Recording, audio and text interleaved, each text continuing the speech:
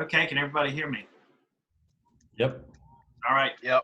Our topic for today was suggested by Janine, and I think it's a good one. And it's kind of maybe vague isn't the right word, but I think it gives a good opportunity just for open discussion. Okay, so we're talking about the best way to keep your client's best interest in mind during a negotiation. Because that can apply to a lot of different things, right? You're trying to get them the best deal, which we don't really like to use that term. Deal means they actually get their contract accepted, right? But it's also about representing them right, so they have full disclosure, they understand everything. Terms seem fair for what they're looking to accomplish within the greater scheme of the market conditions, CMA, condition of the house, etc. So let's just throw that out there and let's go with first impressions, things that immediately come to mind, thoughts, stuff like that.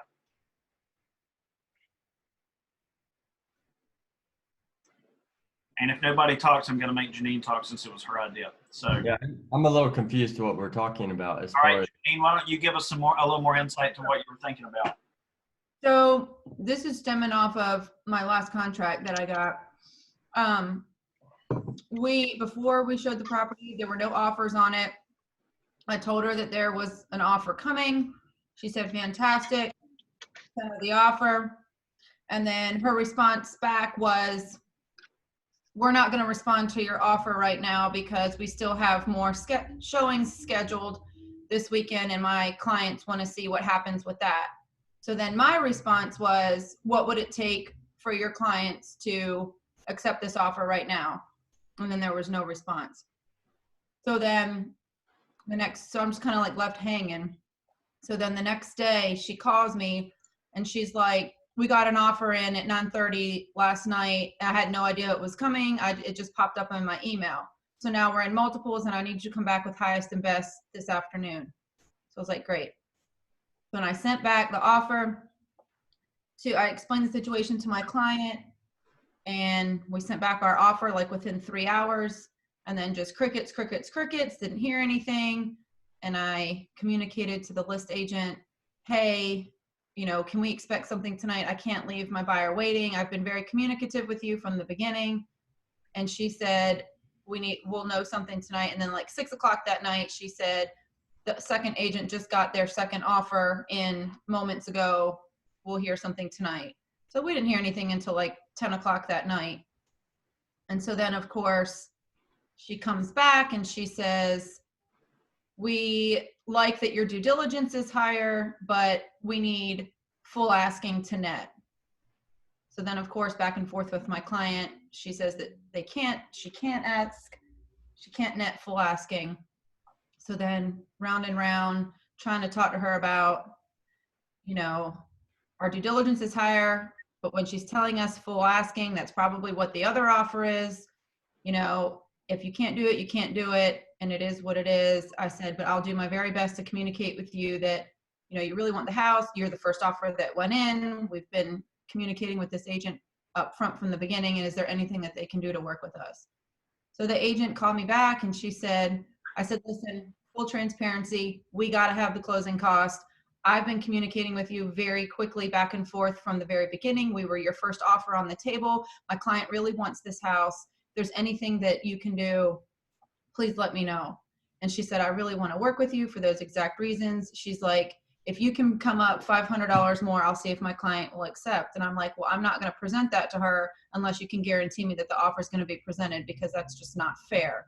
So she's like, hold on, I'll talk to the sellers. So she talked to the sellers and she said, if your client can come up $500, they'll accept your offer. So of course we made it happen. So it was just a whole lot of back and forth and round and waiting and blah, blah, blah. And it seemed like it was a lot of work. I mean, it's always a lot of work, but I had to it was very hard for me as a new agent to figure out, like, am I doing the very best thing representing her in this multiple situation? And what else can I do to make sure that we stay in front of these sellers that, we want this house? So I don't know. It was just really hard for me to figure out how to negotiate in a situation like that. And we're talking like $143,000 house. You know, it was listed for 144.9 or something, and we put an offer in for 145. You know, so we ended up netting the seller $2,000 less than asking, but it was just a whirlwind and exhausting. And I just don't know if there was a better way that I could have done that with less back and forth. That's all. Well, first of all, it's always the lower price houses that are the most difficult, it seems like, in my experience anyway. 100%.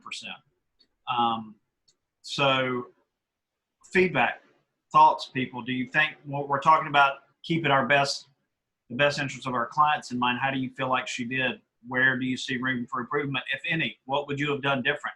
Keeping in mind, there's more than one way to accomplish the same goal. So let's look at it from that perspective. You can't go too much over asking because then you risk appraisal, and she just doesn't have the cash. She's not a VA, she's a FHA, but she doesn't have the cash either for we had to take money off of closing costs and lower asking price. So there was no room for a lot of cash to be brought to the table. So I had to keep that in my head the whole time. Well, I think one of the biggest things you're doing in keeping your client's best interests in mind is protecting them financially, right? And where that starts is setting the expectation for how things can play out, right? And so like we talked about, yeah, I get it that you want this cash from the seller, but it makes it prohibitive when other people get involved when you start tacking it on to the sales price to get it back. Yep.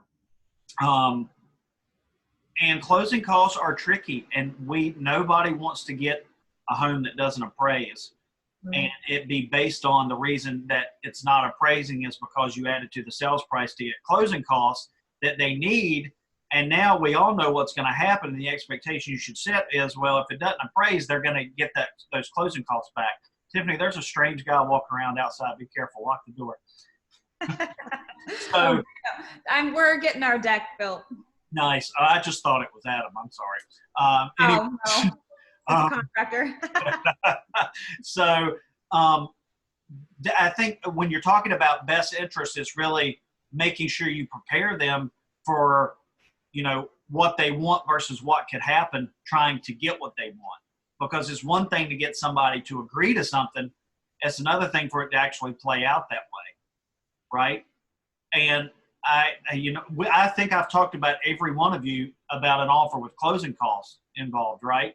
And yeah, it's always nice to get, but first warning flag is appraisal.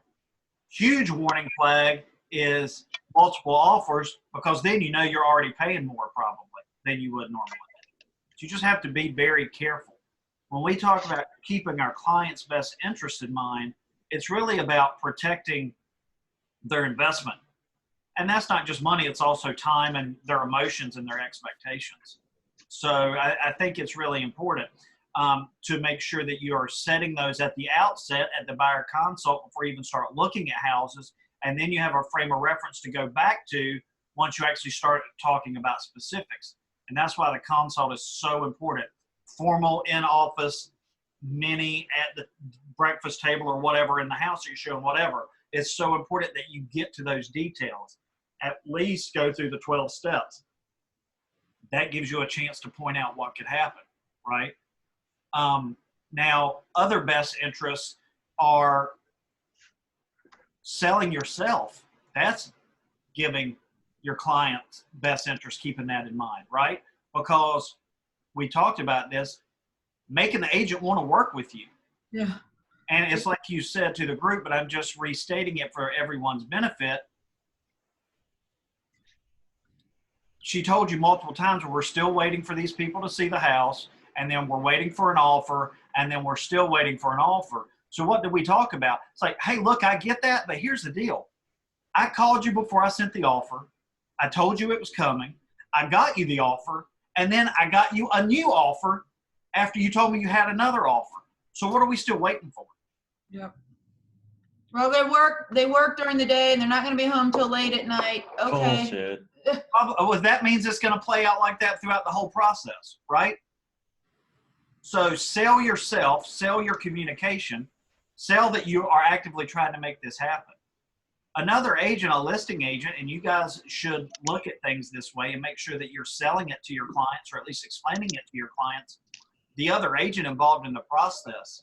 You know, for some people, a couple $1,000 isn't a big deal. It's about making it happen in a timely fashion.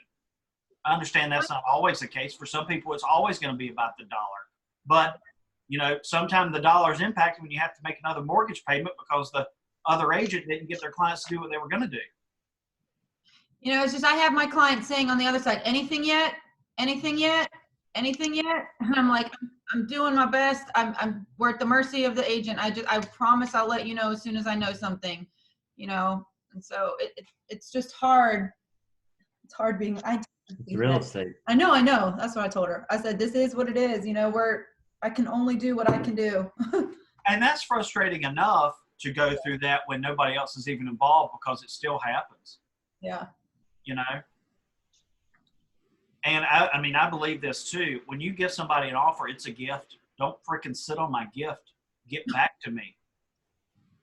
Asking about, I mean, talking again about acting in your client's best interest, going back and saying, okay, well, what would they take right now? Yeah. Why wait for somebody to maybe make another offer? What would it take right now? Ask that question. Make sure that you're asking what closing date works best for your sellers. Do they need more time? Not everybody wants to get out right away. You've seen some of these houses. I don't know how people get out in 30 days. You know? Make sure you're asking those questions. That is keeping your client's best interest in mind. Not just going through well, we're approved, we got the offer, this is the due diligence, this is the earnest money, this is the DD date, this is the closing date. Have a conversation. That's how you keep your client's best interest in mind. Don't just assume. Talk. I mean, I get it on the list side. You guys have to represent your sellers the best way that you can. And you have to say, hey, this is what we have right now, but we've got these showings. And so you have to help them decide, depending on how good or bad the offer is, if you're going to just accept it and cancel the rest of the showings, or if you're going to wait and all of that. So that's the part that's hard for me, because I haven't been on that side before. And I have to keep remembering, hey, well, she's trying to do her job representing her seller at the same time that I'm trying to do my job representing my buyer. Well, here's the thing. Most list agents want it to get under contract right away too. They don't want to let the process play out, right? So, but here's the thing. They're probably not going to say to their client, what will it take for you to just go ahead and accept their offer? Just come back to them. Give them what you want. And that's why you ask. Yeah.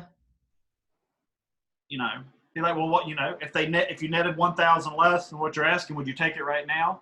So all these other people don't have to come to your house and we don't have to wait another 48 hours to make a decision, right? What do you think, Allie? You got some nabs? Hope you feel better. Oh, so other thoughts? Anybody else have a similar experience or anything like that they want to talk about? Again, this isn't like a plug and play. It's a very specific situation.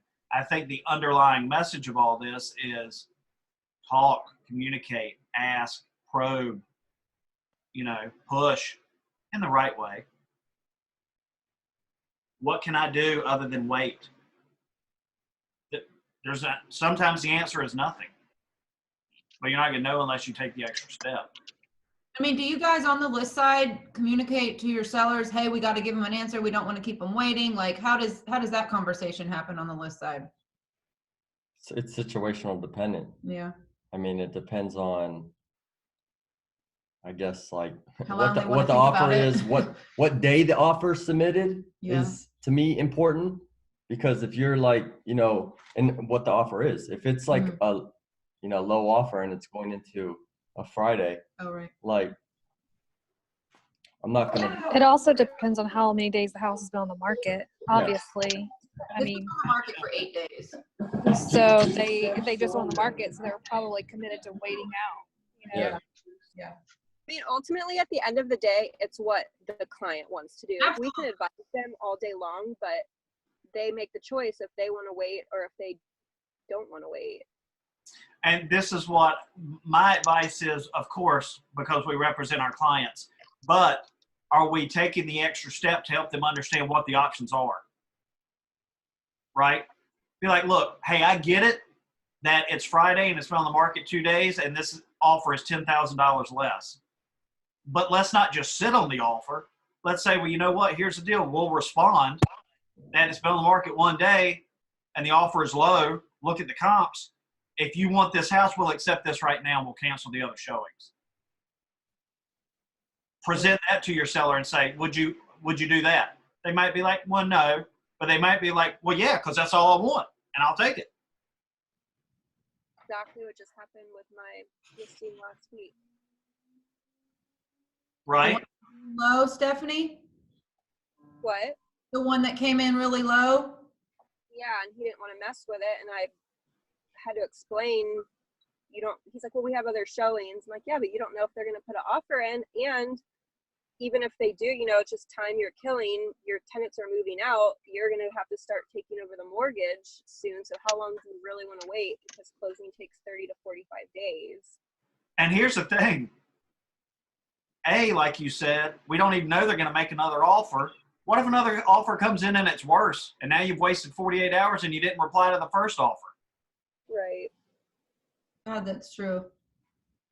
But, I mean, that's true too, even though that agent, I mean, I always make the due diligence to try to call the list agent, and say, hey, do we have an offer yet or not? I mean, I guess you guys don't have to say that.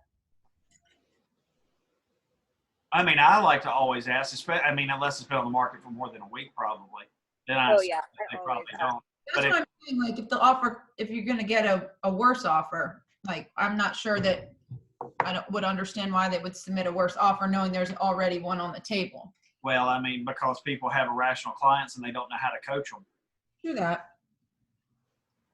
But I've seen it happen. Sometimes in defense, sometimes some clients can't be coached, Doug. Hey, look, I'm not saying that that's not the case either. That's 100%. But I just had to. Go ahead, Felicia. I just had to renegotiate a whole contract the week before closing because the buyer tried to pull out on my lot because it was a builder and he just couldn't make it work. So he was just going to terminate the contract. So I was like, hey, let's renegotiate this. So we ended up doing a whole new renegotiation a week before closing. And it appraised for the contract price. And it appraised for the contract price. The buyer just changed his mind. He's like, no, that doesn't work for me anymore. I'm not going to pay that. Yeah, they got it for. So maybe that was his plan all along. That's what we're thinking, but we can't prove it, obviously. So like I told my seller, either you can let him terminate and put it back on the market. I'm the fourth agent to have it on the market.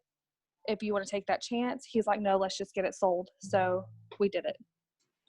And so that's the thing. Felicia gave him options instead of just saying, well, that's it.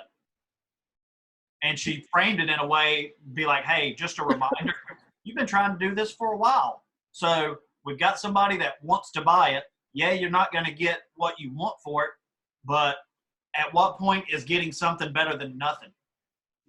Because I think the market has kind of proven that nobody else wants it really. I mean, and that's just reality sometimes. And it's one thing with a lot, then it happens with a house. So I was just asking how much it ended up reducing to. It's not closed yet. I don't think so. It closes today. They got it for $15,000 less than contract price. And the people that have their lots for selling, they're going to be really pissed when it closes. Yeah, I was about to say, what's that going to do to the neighborhood? Well, they're all over. I'm going to Pecan Grove too. But the issue is it was a lot, and the builder had it appraised with a spec house on it. So when they put the plans in and submitted it with the appraisal, the lot appraised, but the house didn't appraise to where they wanted it to be for resale. So they put that on us. Like, oh, well, we're not going to get what we thought out of this house we're going to put on here. That's not your fault. I know that, and my seller knows that, but it's like we had to pick and choose our battle. Either you go back on the market and we sit on it, or you sell it to someone that's going to buy it right now. Yeah. So I think the way you phrase it is good. You can choose your battle, right? I mean, yeah, I mean, if I totally agree with you too, Nate. Yeah. I can't fault the builder, even if he did it on purpose. That's a good And some people, I mean, negotiating. if you've got an edge, you use your edge, right? So we can't do anything about it. We work with the info we have. The thing is, make sure that you use all the info at your disposal to make a decision. we did, which I've never seen. We did get $4,000 in closing costs out of the buyer, That's good. Yes. so that helped a little bit. Okay, good. What else? Anybody else have anything in and around that they will kind of want to touch on? Well, I guess it wasn't closing costs. The buyer paid $4,000 towards commission, so he paid $2,000 in my commission and $2,000 in the buyer agent commission. So that saved the seller on the Yeah, he netted $4,000 more. Yeah. Well done, Felicia. Oh, smiles. Hi. Anything else? Was that helpful? Again, this one's a kind of a little open-ended, but that's okay. Not everything has to be specific. Nate, please send me that link for the CMAs. I want to look at it. Got it. That's all I really have.